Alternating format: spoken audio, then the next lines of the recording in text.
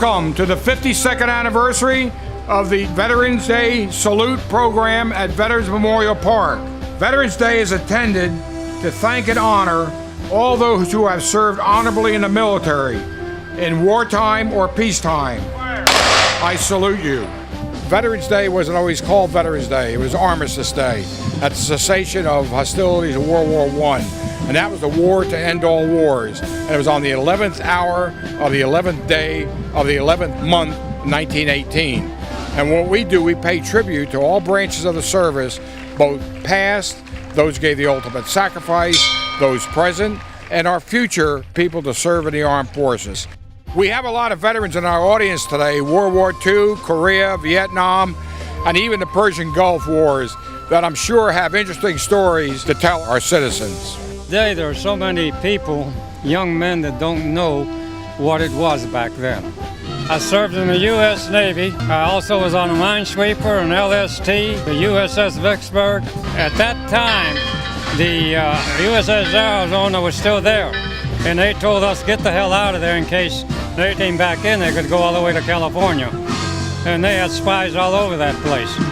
And we were trying to break the crypto code. I was involved in that.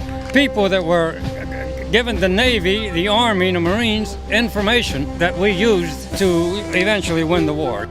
I served in the military for 20 years in the United States Army, as you've said, and I started out enlisted and spent 10 years working multiple jobs, mostly in the medical field. And then I became an officer, and I was given the job of being a logistician, and ordnance was my branch. Well, my role that I was in the task force that I was in was an enabler. I supported a lot of our nation's finest. Let me tell you, there's none better.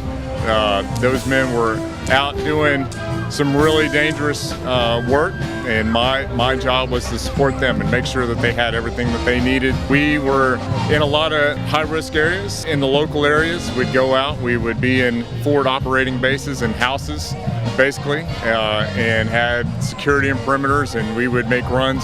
There were so many IEDs a lot of times at a lot of our outstations that we would have to helo back and forth because it was just too dangerous to drive in convoys, so we'd go back and forth and helo runs and things like that.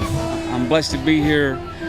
There was a lot of veterans from all different kind of conflicts, and it was great to see how everybody came out, and they were all they were all welcome. I was glad to be part of this, and I look forward to next year as well.